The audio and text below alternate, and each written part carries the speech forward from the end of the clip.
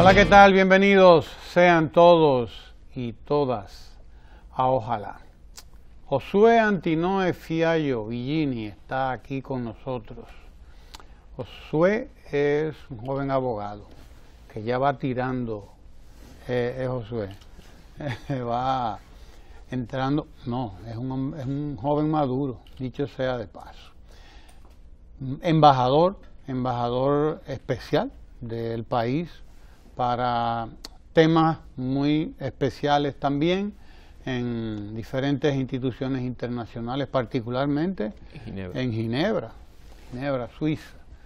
Pero además de eso, Josué Antinoe es uno de los que está involucrado de la mañana a la noche en el funcionamiento del 911, el Sistema Nacional de Atención a Emergencia, y no quiera usted saber en cuántas cosas más está involucrado este joven abogado, hijo de José Antinoe Fiallo. Debo decirlo aquí, sí, debo decirlo porque además a José Antinoe nos une una amistad muy vieja, una amistad antigua, y José Antinoe es un eminente historiador, catedrático de la Universidad Autónoma de Santo Domingo por mucho tiempo y profesor del Instituto Tecnológico del INTEC. Sigue ahí José Antinoe Fiallo. Nos manda a Josué para que hablemos sobre la encuesta nacional de inmigrantes o encuesta nacional sobre la inmigración, los extranjeros que viven en la República Dominicana. Una encuesta que acaba de ser entregada, acaba de ser presentada por la Oficina Nacional de Estadística, el Fondo de Poblaciones de las Naciones Unidas y también por el Ministerio de Economía, Planificación y Desarrollo. Por ahí andan diciendo cualquier cosa de esa encuesta, pero bueno, oigamos nosotros a los que saben de estas cosas. Josué maneja estos temas. Así que, bienvenido Josué a Ojalá. Bien, y cuéntanos un poco. Días. Buenos días, muchas gracias. Sí, el tema este de la encuesta nacional de inmigrantes, para que las personas estén en contexto, no surge de la nada, porque parecería como que este tema viene y se va. Claro. No, esta es la segunda entrega. Ya en el año 2012 se había hecho la primera, que correspondió a un mandato que tiene que ver con el hecho de que los censos en el país se hacen cada 10 años. Y la migración, por su naturaleza viva, en constante movimiento, pues los censos no captan siempre la realidad del momento. Por eso cada 5 años se ha propuesto hacer esta encuesta nacional de migrantes. O la captan, pero a muy largo plazo. Exactamente. Los censos nacionales. Entonces, las personas tienen en el imaginario, en su mente, que las encuestas son como las encuestas políticas, que se toma una muestra de 1.200 personas y a partir de ahí tú dices que no, esto es diferente. Entonces, sería bueno que explicáramos cómo se realiza esta encuesta. Adelante. Se ha desarrollado una metodología que no se diseñó aquí, que se utiliza en muchos países, donde se toman áreas del país que son representativas. En el caso dominicano fueron 912 áreas. Se dividió el país completo y se tomó una muestra lo más representativa posible. Y en esas 912 áreas se peinó cada espacio que había ahí. Viviendas, negocios, fincas, fondos, empresas, iglesias. Y ahí se entrevistó a todo el mundo. Esa encuesta tocó a más de 223.000 personas en la República Dominicana entre agosto y octubre del año pasado. Entonces ahí se formularon dos tipos de cuestionarios. Uno sobre las características materiales de la vida de la persona, su vivienda, sus ingresos, su trabajo, y otro de carácter personal. Sobre la edad, la educación, el tiempo que tiene en el país, cómo llegó al país, qué clase de documentos tiene esa persona. Y bueno, se construyó una base de datos bastante detallada, y muy profunda. De esas 223.000 personas que se entrevistaron, 24.000 y unas tantas resultaron ser extranjeras. Y a partir de esas personas que se encontraron en la encuesta, entonces se hace la proyección a la población total. De ahí viene el dato que nos arroja esta encuesta, que en la República Dominicana, en el año 2017, habían aproximadamente unos 570.000 extranjeros, ¿verdad? ¿Cuáles son los principales hallazgos, aparte de ese? Que ya en el 2012 se había hecho una, y el dato era una diferencia de unos 40.000, 39.000 personas. Por eso decimos que la población extranjera en la República Dominicana equivale a un 5.6% de la población total del país. Ese número, inmediatamente algunas personas tratan de enjuiciarlo, si es mucho, si es poco. Eso hay que verlo en el contexto de cada país y hay que verlo en función de cuál es el patrón que se toma. Eso no es lo que estamos haciendo ahora. Ahora estamos todavía en el proceso de análisis de toda la información, procesar toda la data, y ayer el ministro de Economía, Planificación y Desarrollo, junto con la Oficina Nacional de Estadísticas, hicieron la publicación del informe de avances de ese informe. Antier, eso fue el lunes. Perdón, antier, correctamente. Entonces, ¿qué encontramos? Bueno, la población que más ha aumentado de extranjeros son los venezolanos.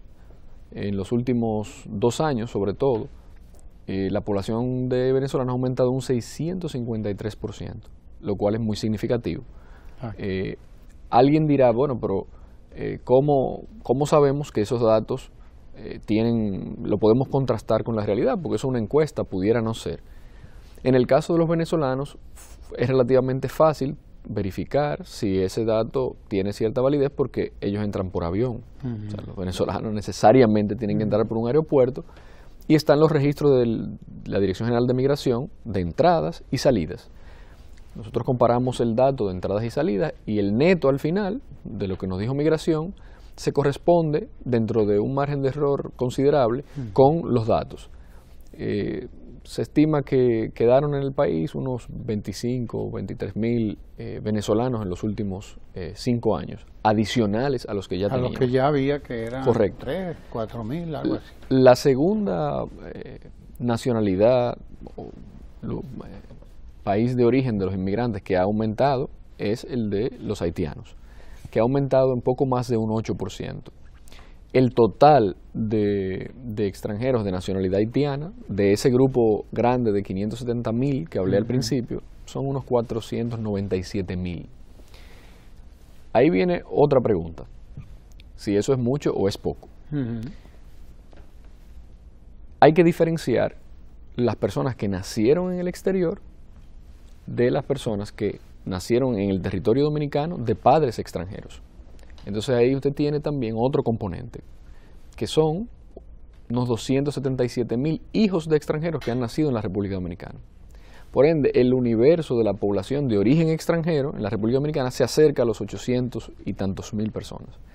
Pero muchas personas tienden a confundir el que los hijos de extranjeros necesariamente son extranjeros. Y no es así, porque pueden tener un padre dominicano, o puede ser que sus padres extranjeros estén regular en el país, tengan residencia y por ende le corresponda la nacionalidad dominicana. O sea que ya el análisis detallado de cada uno de esos grupos poblacionales tiene que hacerse a la luz de la data que se está procesando y que se va a dar a conocer, creo que en unas 4 o 5 semanas más, cuando ya va a estar disponible. Porque esta data que tenemos hasta ahora es la data gruesa. Preliminar, correcto, sí. ¿Por qué? Porque la cantidad de información que existe es muy amplia. Entonces, todas esas tablas se están procesando, hay unos equipos que se contrataron, hay demógrafos y estadísticos, que están trabajando en eso. Y ya en un 4, 5, 6 semanas estará listo. Para principios de junio, la ONE dice que ya van a estar. Luego, ¿qué es importante también saber? ¿Dónde están esos extranjeros? ¿Dónde viven en la República Dominicana? El 70% de los extranjeros que están en la República Dominicana viven en zonas urbanas. Eso es muy importante saberlo. 70%. Y tiene una lógica, ¿verdad?, racional. La mayoría de los extranjeros que vienen a la República Dominicana vienen, son hombres jóvenes, en su gran mayoría, que vienen a trabajar. Y obviamente, ¿dónde hay trabajo? En los centros urbanos, que hay el mayor desarrollo, la mayor cantidad de actividad económica. Dentro de esas áreas urbanas, obviamente que la capital, el Distrito Nacional y Santo Domingo concentran una tercera parte de esa población extranjera, o sea, están aquí en Santo Domingo, en el Distrito Nacional. La segunda zona del país es la región, el Cibao, ahí se concentra casi un 20%, y en la región del Yuma y Cibao Noroeste, un 10.5% en cada uno. Eso se corresponde también con la información que nos revela la encuesta, de que la mayoría de los extranjeros están en 4 o 5 renglones de la economía. El principal renglón de la economía donde se encuentran los extranjeros es en la agricultura, en la construcción y en el sector comercio. Ya hay otros sectores como las actividades en el hogar, actividades de carácter de servicios que tienen una carga menor como proporción del total. Entonces, la gente puede decir, bueno, pero la mayoría de los extranjeros son del vecino país, de Haití, y la frontera debe estar copada, ¿verdad? Bueno, la encuesta revela que el 12.9% de los extranjeros están en provincias fronterizas o provincias contiguas a la zona fronteriza. 12.9%. 12.9%. Y eso tiene también una explicación bastante racional. O sea, los extranjeros están emigrando a la República Dominicana buscando mejores oportunidades. Y sabemos que la zona fronteriza no tiene ese desarrollo suficiente, ni la economía local de esas provincias tiene la capacidad de recibir y de emplear y de darle oportunidad a muchas personas. Entonces, obviamente, que pasan a los centros urbanos. Entonces, a grandes rasgos, esos son los principales hallazgos. Hay una serie de informaciones ya que tienen que ver con cómo están compuestos los grupos etarios. Más del 70% de esos extranjeros tienen entre 15 y 65 años, y 45 años, perdón, lo que los pone en plena edad productiva, claro, básicamente. Claro. No es que hay un flujo migratorio particularmente ni de menores de edad, ni de personas ancianas o que están en condiciones ya de declive en cuanto a su capacidad para involucrarse en actividades productivas. 15 y 45. Entre 15 y 45 años, la mayoría. Luego hay otras nacionalidades que se destacan. Las personas con nacionalidad de Estados Unidos, por ejemplo, mantienen frente al año 2012 una tendencia similar. Tiene un componente muy alto el hecho de que hay una diáspora dominicana en los Estados Unidos que tiene doble nacionalidad, que regresa al país y que vive aquí, o que simplemente nacieron aquí y tienen la doble nacionalidad y nunca se han ido. Ese componente es significativo. Otras regiones del mundo que tienen representación significativa, de Europa, por ejemplo, los españoles, los italianos, tienen son significativos en la encuesta. Y en cuanto a América y Suramérica, los colombianos y los peruanos. La migración colombiana y peruana tiene otras características en cuanto a su demografía, porque la mayoría entonces ahí tienden a ser femeninas, mujeres, jóvenes también, y ahí las áreas en las que se desenvuelven en la economía y demás están asociadas a los servicios y al sector hotelero, en área turística y demás. Así que a grandes rasgos, yo creo que la encuesta nos permite, primero, enmarcar la discusión sobre los temas migratorios, dimensionar la población a la que nos estamos enfrentando y que tenemos que manejar, a propósito de que usted sabe que el gobierno dominicano desde el año 2014 puso en vigencia el Plan Nacional de Regularización de Extranjeros en Condición Migratoria Irregular. El plan tenía, dio la oportunidad a los extranjeros que estaban en el país en ese momento, de manera irregular, de acercarse a las autoridades y formalizar su situación. Esa situación permitió que más de 249.000 extranjeros se registraran y obtuvieran un estatus provisional en ese momento, pero legal. Y aquí quiero hacer un paréntesis porque muchas personas entienden que en algunos lugares la presencia de extranjeros desborda la capacidad o la posibilidad de un manejo adecuado de esa población sobre la base de su subjetividad.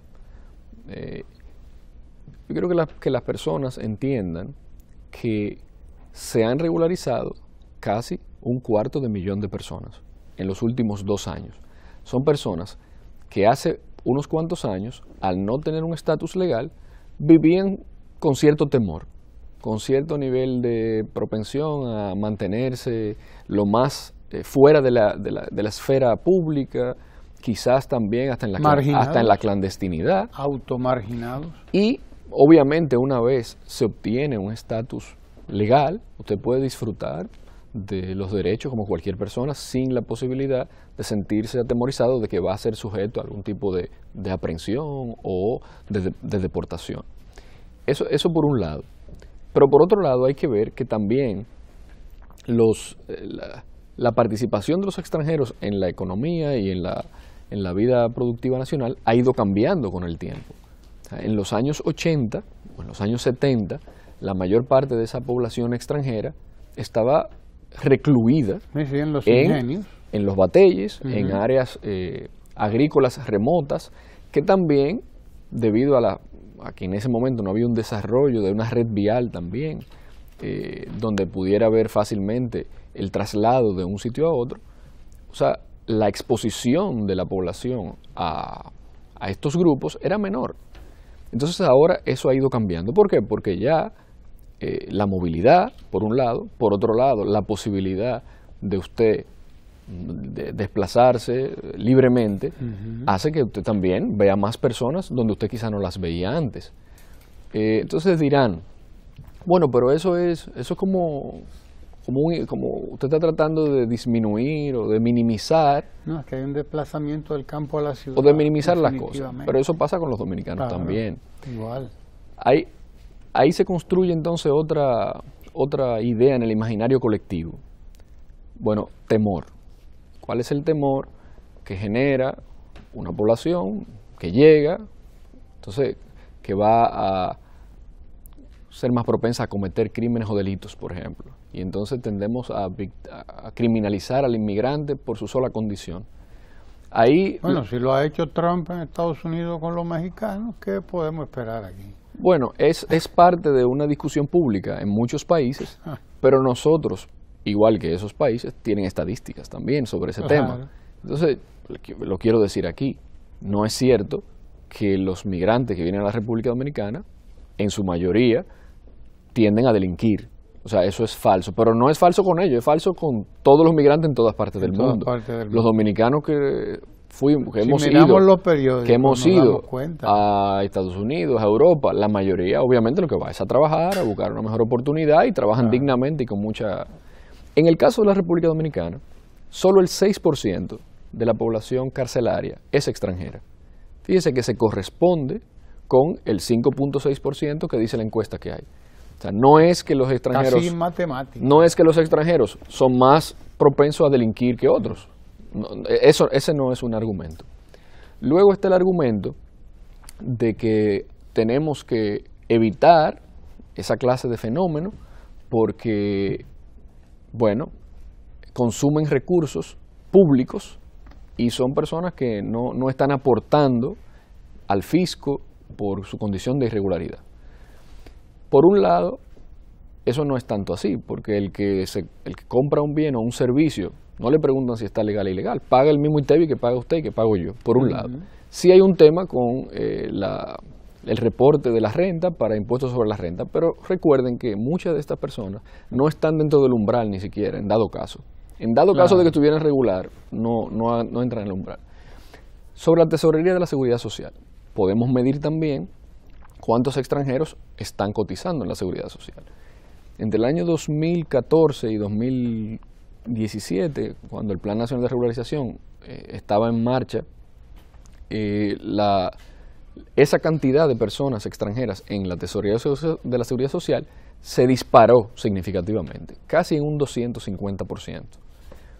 ¿Por qué? Porque obviamente los extranjeros que se regularizaron, Claro. que ya tienen la posibilidad de acceder a un empleo formal, entonces ya ingresan a la Seguridad Social. El número creo que está en las decenas de miles, pocos, anteriormente eran mucho menos, eran unos cuantos miles.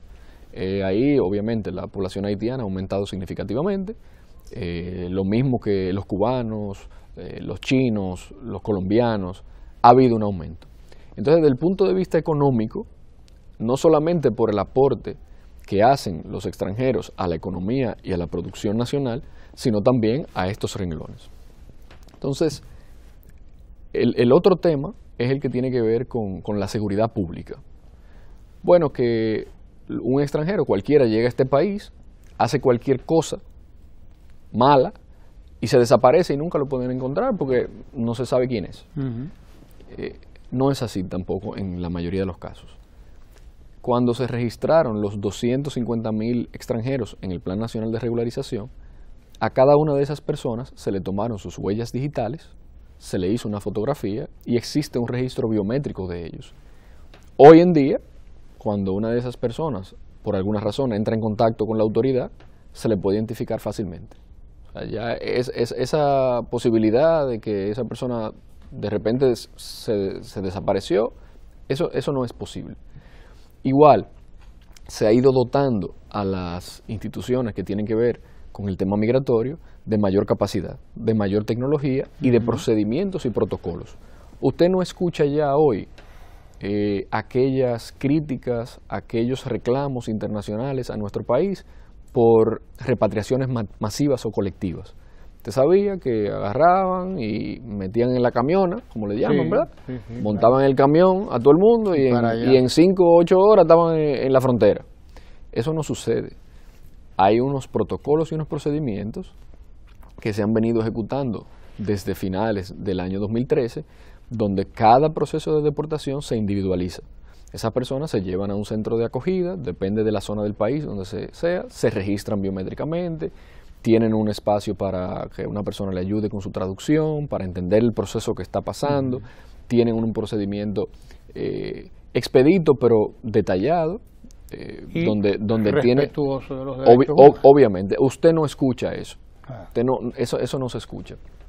Entonces hemos venido avanzando en muchas áreas y yo creo que con las informaciones que nos da la Encuesta Nacional de Inmigrantes, también podemos planificar desde el Estado esas políticas públicas, primero para determinar el alcance de la población extranjera que estamos dispuestos o que podemos asumir de acuerdo a nuestras necesidades, pero también para programar la provisión de servicios públicos.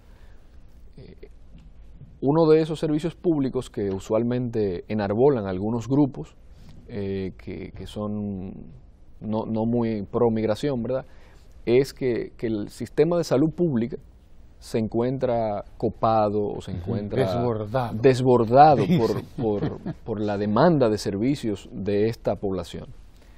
Bueno, hace una semana el director del Servicio Nacional de Salud explicaba al país cuál era la verdad sobre estas cosas. Usted escucha que consumen el 30% del presupuesto, el 40% del presupuesto, que las camas están ocupadas en 50%. No es así. En el caso del Servicio Nacional de Salud, obviamente que hay zonas del país donde hay mayor presencia y hay un mayor consumo de servicios. Pero en ningún caso, la asignación de recursos para atender esta población en materia de salud ha pasado de un 6% del presupuesto total de la asignación de salud pública en el presupuesto nacional. 6%. Nunca ha pasado. Nunca ha pasado. ¿Dónde está la mayor preocupación que sí es un tema que hay que atender? Los partos de mujeres extranjeras en la República Dominicana mantienen una tendencia muy superior a la población promedio. Y ahí hay aproximadamente un 17% de los partos en la República Dominicana que corresponden a extranjeros. Y predominantemente haitianos. Evidentemente. Puesto que es la población Evidentemente. Y ahí hay un proceso. Eso es lo que le preocupa a unos amigos de nosotros. Bueno, que ellos creen que sus nietos van a ser prietos. Ellos no quieren ser prietos. Bueno, yo lo que me pregunto, y creo que es una reflexión que debe hacer toda persona, todo ser humano, es ¿cuál es la solución a algunas cosas? No darle la atención médica. O sea, lo que se plantea es, usted extranjero, no lo podemos atender. O sea, ese no es el no concepto. Es cualquier extranjero tampoco. Bueno, ya eso, sí, porque si es otro extranjero no les preocupa. El extranjero que les preocupa, tú sabes cuál es y sabemos cuál es. Bueno, yo lo que creo, y me parece que debe ser la forma en la que abordemos este tema, es que hay unos principios generales que son aplicables a todo el mundo. Claro. Entonces, la atención médica, una persona que llega buscando asistencia debe recibirla. Es un ser humano que está en una condición de vulnerabilidad y de precariedad y que su vida puede estar en peligro. Claro. Hay que atenderle. Porque cuando los dominicanos piensan en sus familiares, en sus parientes que están en otros países, esperan un trato similar, independientemente de la condición humana y la dignidad que hay que preservar. Pero ponte en los zapatos del otro también. A veces hay planteamientos que envuelven mucha crueldad. Y esa crueldad no se corresponde ni se compadece con las características de nuestro pueblo. O sea, los dominicanos somos solidarios, somos alegres, somos compasivos. Óyeme, eso no se corresponde con nosotros. Entonces, cuando uno escucha planteamientos de esa naturaleza que pretenden criminalizar a las personas por el simple hecho de ser personas diferentes a ti, en este caso porque es extranjero. En algunos lugares lo hacen por otras condiciones. Extranjero y negro. O preferencias sexuales, o origen. Hay lugares donde el origen es importante por las etnias, por los grupos tribales. Entonces, a mí me parece que como sociedad también la presentación de estudios como este permiten que haya una discusión pública sobre estas cosas. Porque también esos grupos o esas ideas que pretenden convertirse en hegemónicas, lo que buscan es que ni siquiera se discuta para ellos mantener el monopolio de la discusión pública sobre estos temas, infundiendo miedo, por un lado, por otro lado, exacerbando pasiones de una forma peligrosa. ¿Por qué? Porque aprovechando quizás la baja información que puedan tener algunos ciudadanos, quizás la poca instrucción que puedan tener otros, de repente se pueden generar situaciones que sean de un desenlace que nadie desea. Lo vimos en Pedernales hace poco, donde sí, hubo una ciertamente. Situación lamentable. Bueno, cada cierto tiempo, en algunos lugares, suceden cosas así. Gracias a Dios, en ese caso que usted describe y en unos cuantos que han pasado, las autoridades han logrado inmediatamente detener esas situaciones y tomar medidas. Ahora bien, cuando usted piensa en esas cosas, usted debe plantearse, ¿y luego qué? Porque vamos a suponer que se tomen medidas de cierto tipo, ¿verdad? ¿Y luego qué? O sea, estamos hablando de seres humanos que son vulnerables, que van a reaccionar, porque nadie se va a dejar tampoco maltratar. Y finalmente, sobre ese tema, yo muchos años he vivido fuera del país. Yo he sido migrante en otro país. ¿Cómo tú sabes que una persona que tú estás mirando es extranjera? ¿Cómo tú sabes que esa persona, si es extranjera, está legal o ilegal? ¿Cómo tú lo sabes? Porque nadie anda con el pasaporte en la frente. Eso se corresponde con prejuicios que se construyen a lo largo del tiempo, algunos con cierto fundamento, otros no. Y también eso viene de una profunda tendencia que existe en algunos sectores de la sociedad a discriminar. Y esa es otra discusión que tenemos que poner en el centro del debate público. Usted decía ahorita que hay dos condiciones que son particularmente preocupantes para ese tema, y es el ser extranjero y ser negro, por ejemplo. Y pobre. Pero yo creo que que, rico no pero eso le tiene aplica a los mucho dominicanos problema, también. Pero el negro, es extranjero y es pobre, se fuñó. Pero eso le aplica a los dominicanos también. O sea, Así los es. dominicanos que tienen la condición que usted describe, obviamente que están sujetos también, en algunos casos, a malos tratos, a desconsideraciones. La diferencia está en cómo se aborda este problema. Para algunos grupos, hablar de esto es un pecado capital porque aquí no existe eso, aquí eso no pasa. Entonces lo invisibilizamos diciendo que no pasa, bajo el entendido de que reconocerlo y hablar de eso es como auspiciarlo, y no es así. Lo primero es que en la República Dominicana no existen políticas institucionales, no hay una política de Estado para discriminar a ningún grupo. No existe. Por el contrario, en la Constitución de la República, en las políticas públicas del Estado, eso es algo que se rechaza de pleno. Sin embargo, sí existen prácticas en la sociedad dominicana, algunas dentro del propio Estado, donde individuos o particulares asumen posiciones que tienen un efecto discriminatorio. Y eso es lo que tenemos que combatir. Eso se combate de diversas maneras. Una parte está en el ámbito legal, la Constitución contiene algo, pero no tenemos todavía una normativa adjetiva que trate ese tema. Se está trabajando en eso. Hay algunos avances. Entonces, es una discusión que tenemos que tener como sociedad sobre cómo vemos a los demás, cómo nos vemos a nosotros mismos y cómo hacemos una sociedad más inclusiva. Porque al final, eso que usted describió que pasó en Pedernales, es un atentado a la cohesión social, de alguna manera u otra, independientemente de que sea contra extranjeros. ¿Por qué? Porque se ha dado el caso que se exacerba la pasión, comienzan vías de hecho contra supuestas personas que son parte de ese grupo humano, y de repente resulta que se llevaron un inocente, o dos, o se llevaron a uno que no era del grupo. Y eso después no se puede echar para atrás. Son medidas y son acciones cuyas consecuencias son irreversibles. Y eso genera en el seno de esas comunidades tensión, miedo, violencia, y eso yo creo que a nadie le es beneficioso. Entonces por ahí debe ir la discusión sobre ese tema, y desde el Estado, desde el gobierno, se ha venido trabajando en ese sentido. Ya yo creo que con el tema de la encuesta y con esas medidas podemos avanzar. ¿Cuál es el siguiente reto? Bueno, se abrió un proceso para regularizar extranjeros, se abrió un proceso para darle la posibilidad de incorporarse de manera legal a ciertos procesos normales de la sociedad. Bueno, pues hay que controlar que la frontera terrestre, que es la más importante en términos de migración, pues haya controles. Y eso se hace de diferentes maneras.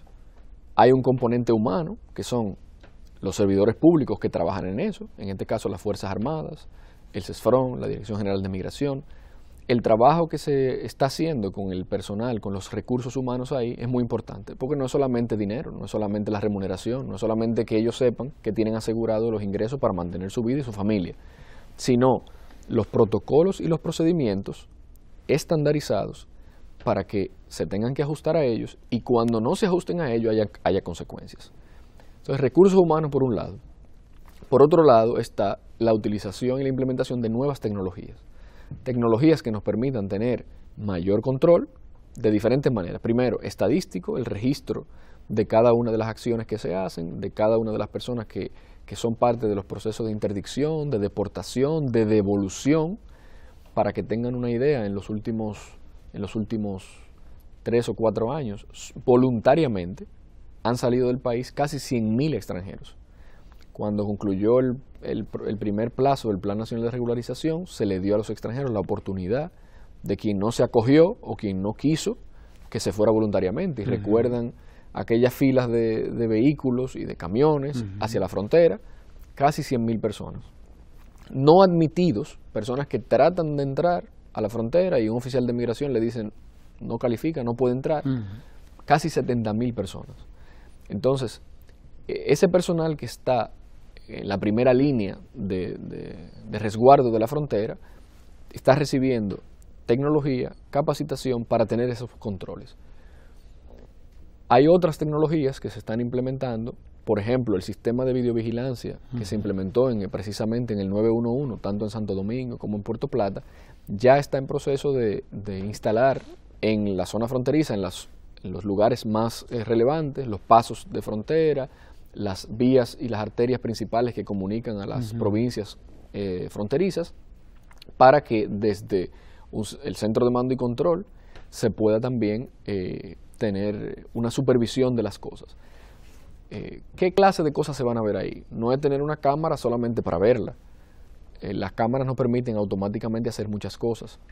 Leer las placas de los vehículos de manera automática, que haya un registro de todo el que pasa por ahí, que haya una posible después revisión de actividades, que si hay alguna denuncia de que pasó algo, siempre hay un récord ahí que se puede ir a ver. Sí, porque siempre hay quienes se dedican al tráfico. Correcto. Eso todas las fronteras del mundo. Consume tiempo y recursos. O sea, no piense usted o no piensen ustedes que instalar una red de cámaras en lugares remotos es fácil, porque ahí hay que llevar electricidad, ahí hay que llevar conectividad, porque eso hay que conectarlo de alguna manera, ya sea por fibra óptica o por vía inalámbrica. Eso toma tiempo, toma dinero, y en eso estamos. Otras tecnologías que se están implementando, se anunció y ya están en ejecución, la utilización de vehículos aéreos no tripulados, los drones. ¿Qué nos permiten hacer esos drones? Por un lado, mapear, tener imágenes recientes de las zonas fronterizas nos permite comparar en el tiempo cómo se va desarrollando el terreno, dónde se están construyendo viviendas, dónde están habiendo cambios en cuanto al terreno. Y en segundo lugar, están operando para darle apoyo a las operaciones de interdicción del CESFRONT y de la Dirección General de Migración. ¿Por qué? Porque no es lo mismo en el monte usted tener 4 personas que pueden cubrir un rango de medio kilómetro quizás con la vista, en terreno que no siempre es un terreno cómodo. Ahí hay montañas, ahí hay irregularidades, ahí hay pantanos, ríos, hay de todo. Mucho cactus, mucha guasábana. De todo, depende, desde el norte hasta el sur hay de todo.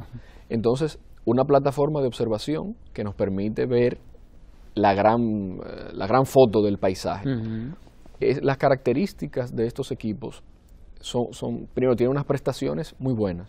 Podemos ver de noche, podemos ver el calor, la imagen térmica, podemos tomar fotografías a largas distancias. Entonces, el personal que está en la tierra no está conectado con el personal que está controlando esas aeronaves. Entonces, si capturan a una persona, la posibilidad de que haya una tratativa para evadir un control, bueno, pues ya se minimiza un poco porque saben que lo están mirando. Obviamente no se puede cubrir todo el tiempo, todas las horas del día, porque hay capacidades limitadas en cuanto a tiempo, depende del clima, pero se está trabajando fuertemente con eso desde los hace propios aparatos tienen sus límites también. Correcto, desde hace varias semanas están en eso. Los nuevos 50 vehículos militares todoterreno que se recibieron como donación del gobierno de Taiwán hace un par de meses están en operación. En el mes de mayo llegan otros vehículos y unas cuantas aeronaves ya helicópteros que también se van a incorporar a esas tareas. Todo eso forma parte de un conjunto de políticas públicas que conforman una verdadera política migratoria integral. Pero ¿qué pasa con las poblaciones de dominicanos que están en la frontera? Hay que ayudarlos, ¿verdad?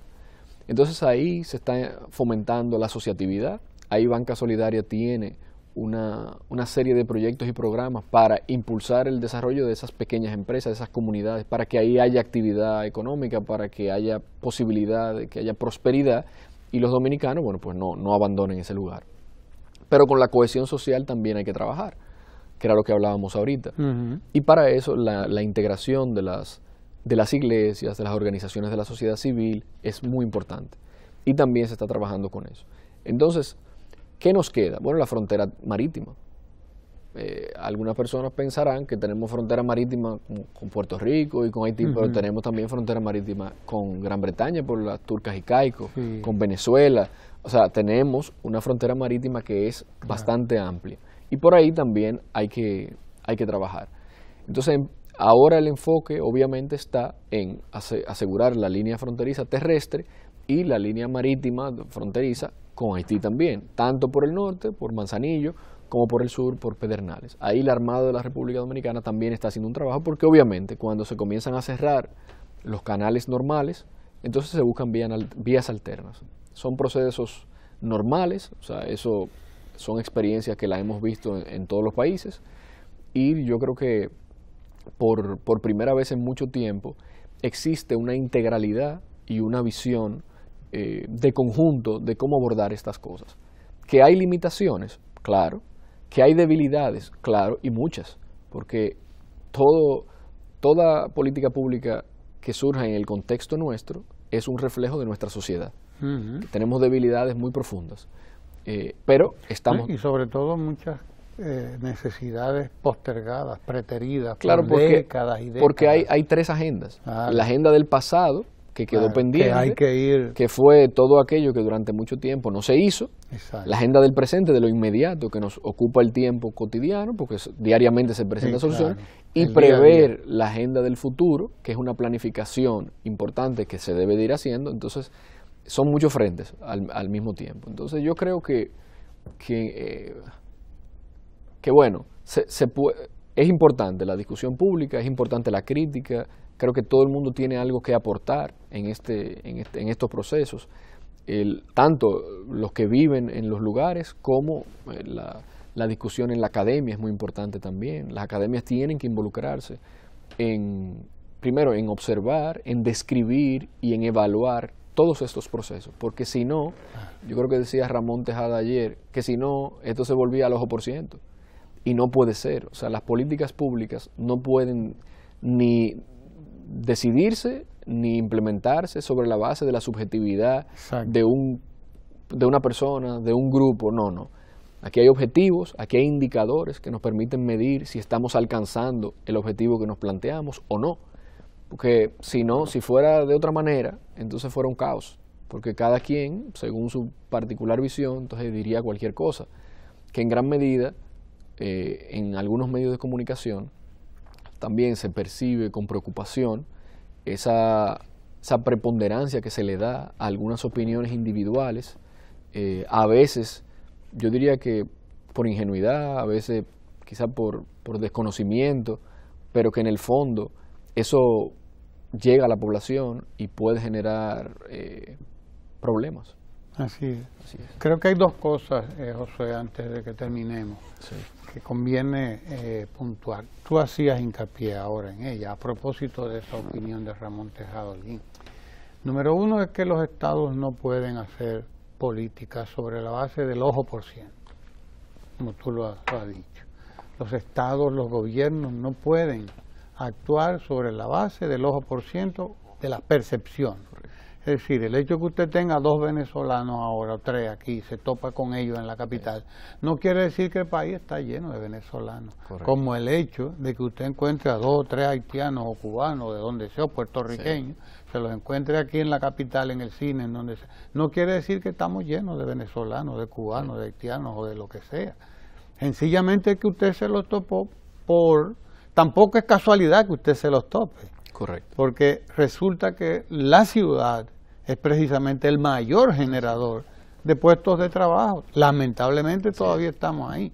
O la zona este, donde el desarrollo turístico hace que haya pues más demanda de mano de obra. Pues lógico, usted va a encontrar más extranjeros ahí también. En ciertos sectores de la economía, construcción, agricultura, pues sí. Yo creo que es una prueba de tolerancia también. O sea, nosotros como sociedad estamos recibiendo un flujo migratorio constante, porque también aquí vienen millones de turistas. 6 millones, más de 6 millones el año pasado. Y se incorporan por el tiempo que están aquí en la sociedad. No tienen un impacto quizá a largo plazo, porque su estadía es poca, pero la tolerancia, la inclusión, aprender a ver y aprender lo mejor de los demás, se enriquece nuestra cultura, se enriquece nuestra economía, se enriquece nuestra sociedad con la diversidad también. Claro. Y yo creo que que hay mucho que podemos Sí, aprender. porque ese es un enriquecimiento. Claro, también. culturalmente, Claro que sí, socialmente, en todos los sentidos. O sea, hay de y hay todo. un aporte a la economía. Que es lo mismo que indudablemente. nosotros hacemos como dominicanos cuando emigramos. Exacto. Así es. Así es. Y las políticas gubernamentales, las políticas estatales tienen que trazarse sobre la base de instrumentos como este, de la encuesta nacional de inmigraciones, porque creo que también hay que recuperar ese tema, ese elemento, la utilidad que tiene una encuesta como esta a la hora de trazar políticas. Así es. Creo que sí, ¿verdad? O sea que también es importante que se deje bien claro eso.